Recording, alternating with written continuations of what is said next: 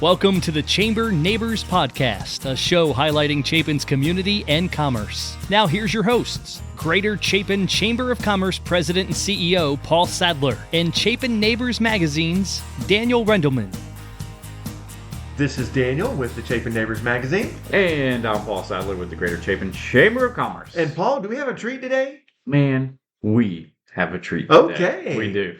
Today, we are speaking with the one and only, Tom Gregory with Lux Verum Productions. Hello, Tom. Hey, what's the treat? You are the treat. You are the treat. That is you are and, the treat. And our folks get to hear from you. Too bad they don't get to see you, though. Yes. Right? I know. Well, I have a face for radio. So Right? I've Yes, heard. yes. But this mustache, I must ask you a question about it. Tell me. You know That what's was coming. good. You That know? was good. I like it. So for people who can't see, what people are missing to start, before we get into Lux Verum, it's like a handlebar?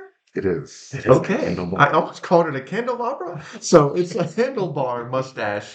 Yeah. It's It's like very, Doc Holliday. I like it. It's very Nice. Tom. It is very Tom Gregory. It's his brand. Like it is your brand. It is. It legit is your brand Yeah. because right now, Tom, I'm looking at your logo, Mm. and for one, your logo is amazing. Thank you. This might be one of the best logos that I've ever seen, and I've seen a lot of them. Yes. But your mustache. On There's the a logo, mustache in the There's a logo. mustache on the logo, and this guy looks just like you And it does. With And- the camera. with a camera.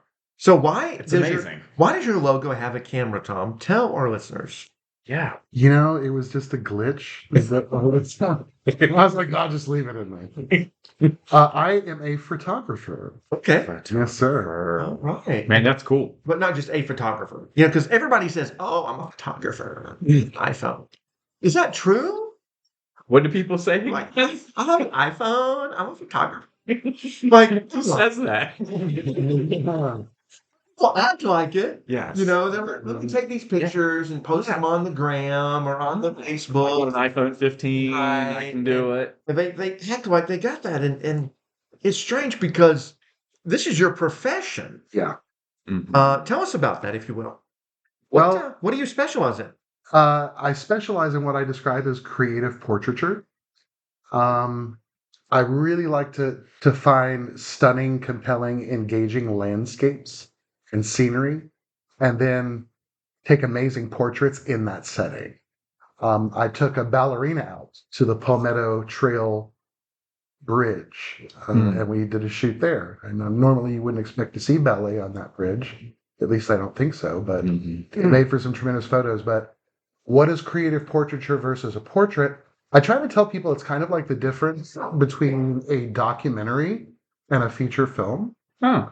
You know, so like when you take a portrait, you want the lighting very true to what you're seeing in the moment. Okay. Like think of the picture that all of our kids sit for at school. Mm. You know, really Yeah. straightforward. They just, you know, that is what it is. Yeah. But creative portraiture is where you start to introduce like shadow and mood, and you know, maybe you have someone's face kind of coming out of the darkness, and it's definitely much more artistic. You know, that is one word that I would describe your work.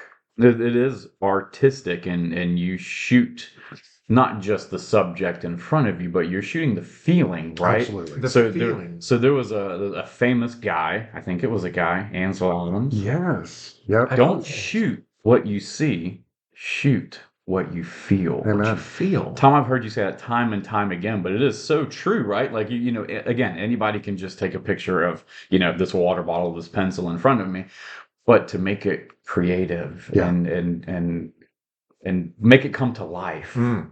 How do you what do did. that? It's a combination of a lot of elements, really. I forget the photographer that said it, but he, you know, I think it was actually Ansel Adams again. But he said that when you take a picture, you bring to that moment everything that you've experienced up to that point. All of your romances and your loves and your successes and your failures, like your human experience. You invest that into that creative process.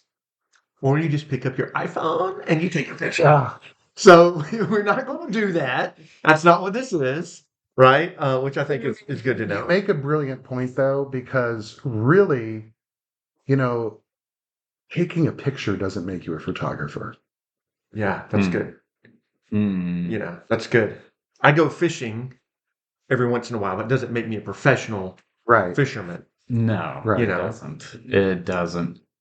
Ah, So, why photography? Like, why did you get into this field of work? You know, really, my entire life, when I look at everything I've done that I've been passionate about and really enjoyed, the thread that unifies all of it has been storytelling. Mm. For a long time, I was a musician and singer-songwriter, and that was about, sharing the emotional impact of life experience. Mhm. And, I was in ministry for over 12 years. And I mean, really, that's about telling a story, wow. telling the human story. So photography was a really logical transition because it allows me to continue that joy of storytelling. What's your favorite kind of storytelling? Like, what do you like to shoot the most? Like, what brings you so much joy? Ballerinas on the Palmetto Trail. Or Oh, no, I'm joking. Seriously. it is. It's a good question, though. So, like, it's a great question, Paul. I know. I'm It's like you should matching. be I'm a matching podcast Tom's guy. vibe. I know, right like a now. vibe. So, what is Well, your? y'all need to talk about what a great question is a little bit longer so I can come up with an answer. I'm looking on your Facebook page Yeah. now, and I see pictures of Mark skiing in an ice bath, Yes. And he is fully clothed. By the way. I don't know. He's in a In- tub. in a- I in a- can't really tell. Don't assume. But Daniel. actually he is. I see him before he goes into the tub. But like, even just catching this is just such a random shoot. Yeah. But like you can see the emotion on Right, Mark absolutely. because like he's freaking out because it's cold So probably. I should remember the name, and I apologize to the artist for not, but he was a very famous artist whose stock and trade. He would do street photography in the 1950s on Coney Island. Wow. But in an interview one time, he said something that really just kind of transformed me professionally. He says, "Oh, people talk so much about what makes a great photograph. What tells an amazing story." He says, "It's really simple. Yeah, first you have to be patient. You have to wait for that right moment." But he says, when you wait and you're patient, you wait for the moment, you just have to wait for that point where your mouth drops open and then you hit the shutter. Hmm. And That's I think, deep. yeah, and I think that's really finding things that excite my heart. And you Yeah. bring Make that my to your mouth- photography, to your work. Absolutely. To your work. And so does that mean you don't do like traditional photos or is it a mixture or There's certain things in the industry that demand tradition. Like, for instance, real estate is a very mechanical kind of photography.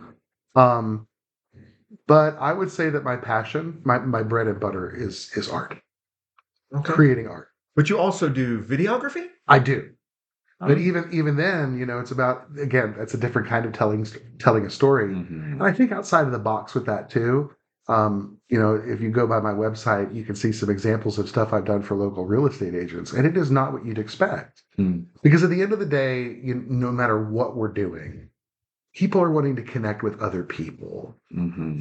And more so in our culture, with social media seemingly unifying us, but kind of making us a little bit more separate from each other and a little more isolated. People are hungry for something that lets them really reach into the lives of another human being and experience that. Mm.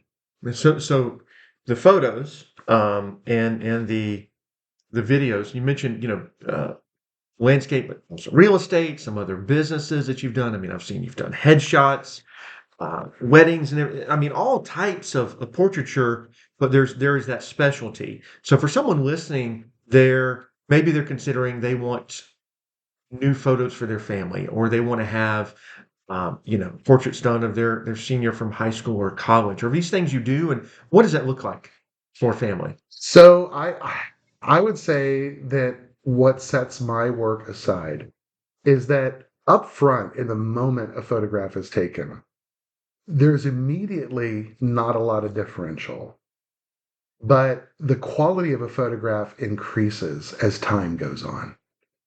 when a picture is really brilliant and beautiful and interesting and intriguing, it's going to look different 20 years later, 30 years later. It's going to look different hanging on the wall of your great-grandchildren's home. And I get it. It's immediate, it's easy. People snap a shot with their phone, they can look at it, post it right away. But is that something that people are going to be looking at with wonder decades later? Man. Yeah. I feel like I need to go take a lot of professional pictures with you and hang them up in great grandparents and Be prepared. Be prepared. What you do, family. Oh, absolutely. Family photos, right? Absolutely. Yeah. And portraits. And I would say at the end of the day, simple explanation, I'm the guy to call if you want your family photos to look different from everybody else's. Yeah, I think a lot of the times are all just the same. Yeah, they're out of the can. Basic. And you know what? And I'm not being critical because a lot of people expect that and a lot of people want that. Do you remember Kmart? Kmart. In the Kmart photos?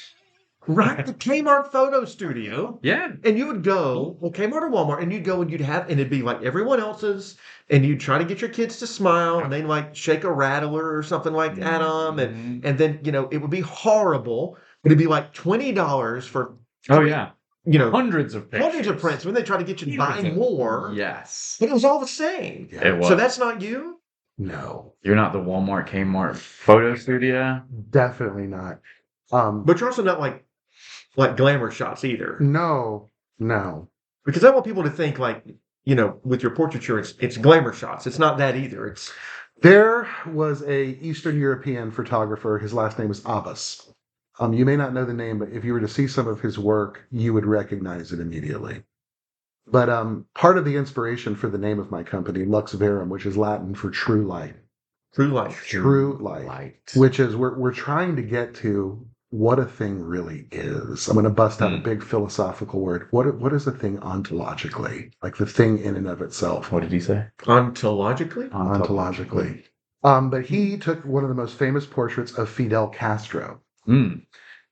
He spent 7 hours just talking to the man and smoking cigars with him when he was finally like, okay, I'm ready to take this photo. He took a photo of the great cellist Pablo Casals and realized that Pablo Casals' true light was his commitment to his work. So when he took the famous photo of Casals, he didn't even show his face. He took the picture of him from behind playing the cello because that captured the emotional intensity of who that person was. Wow. Cello. Most people probably would have captured that from the front. Yeah. Right? They would have done a series, a head and shoulder shot and a delicate profile. Yes, exactly. But that's not that's art, and that's not what we're talking about. And it's not that feel and that emotion that captures the image or the moment in time. I heard someone talk one time about the difference between art and craft. And craft is something that it can be well made and it can be well executed and serve a very practical purpose. Like we talk about craftsmen making tables and chairs. But art is something different. Art comes from a place where the heart cries out. Where it's a very deep feeling. Like him or not, John Lennon said that sometimes he would wake up in the middle of the night and have to write a song. Like he had to get that out and he couldn't get back to sleep until he got that out. Just imagine. Yeah. So it's photography. I mean, it's years of learning and equipment. Doing these photo shoots. Let me ask you, what's a hardship maybe that you've had to rise above in the industry? So this is an industry. Oh, I'm going to crucify myself here. This is an industry that is very saturated with mediocrity.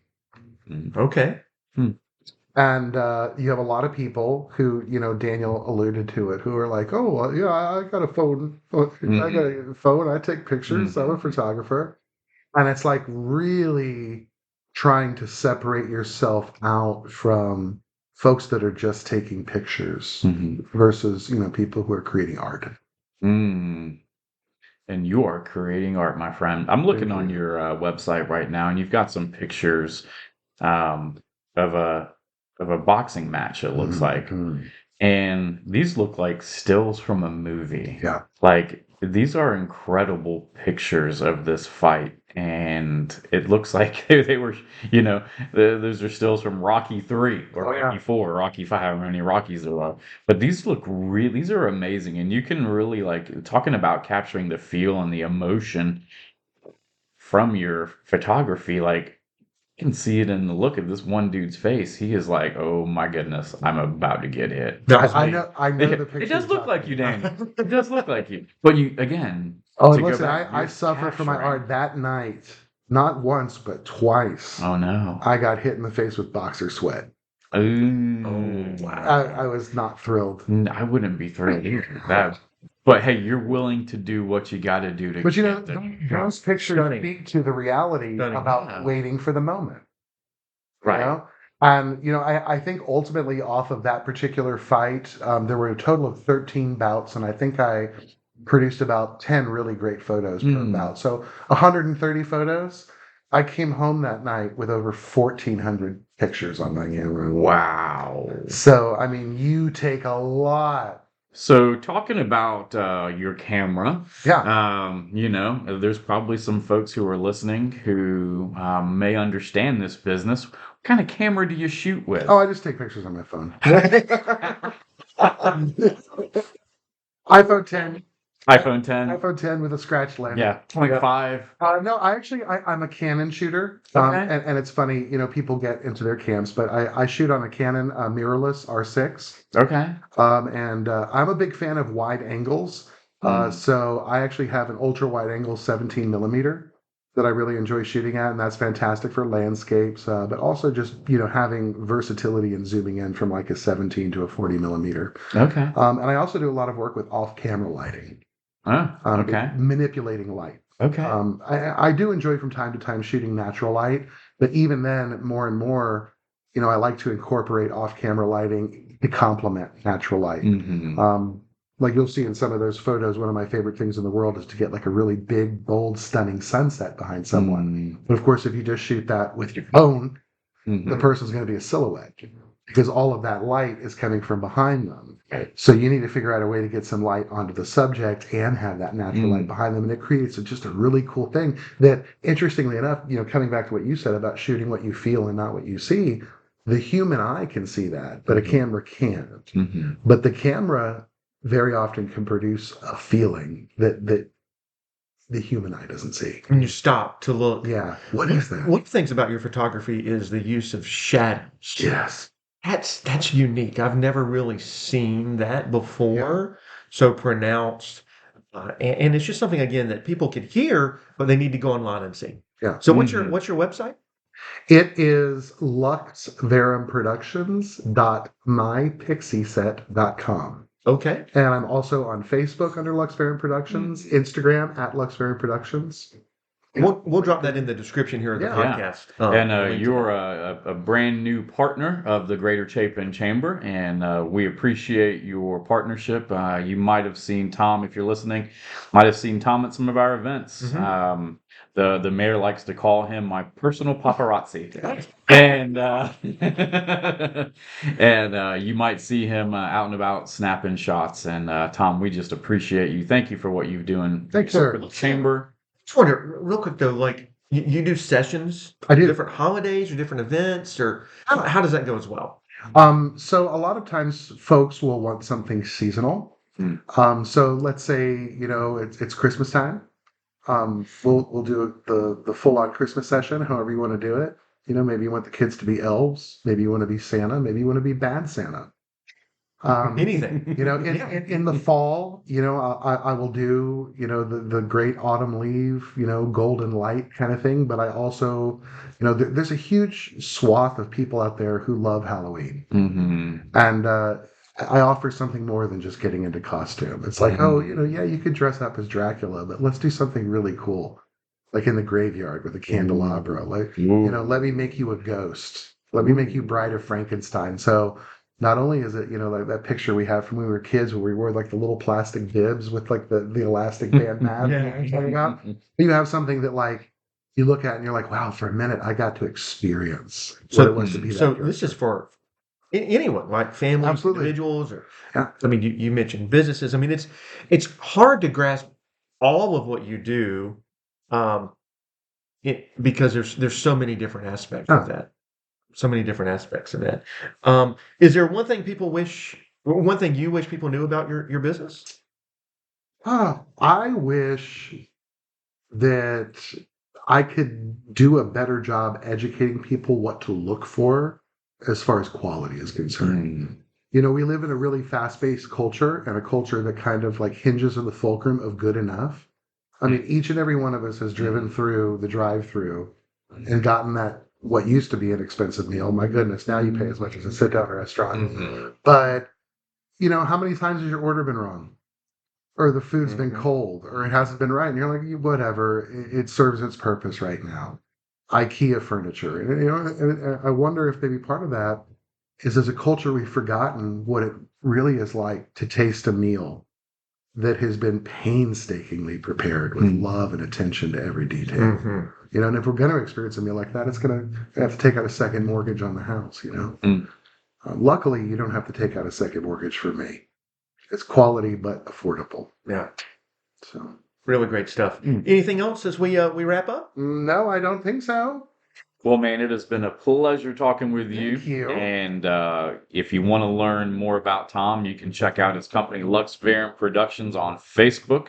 You got an Instagram page too, and check out his website while you're there. And look for the handlebar mustache if you happen to be at a chamber event or something. A guy with an amazing Canon camera walking around. Have a great conversation with him. We'll put the information there in our description. Tom, thanks for joining us. Thank you, sir.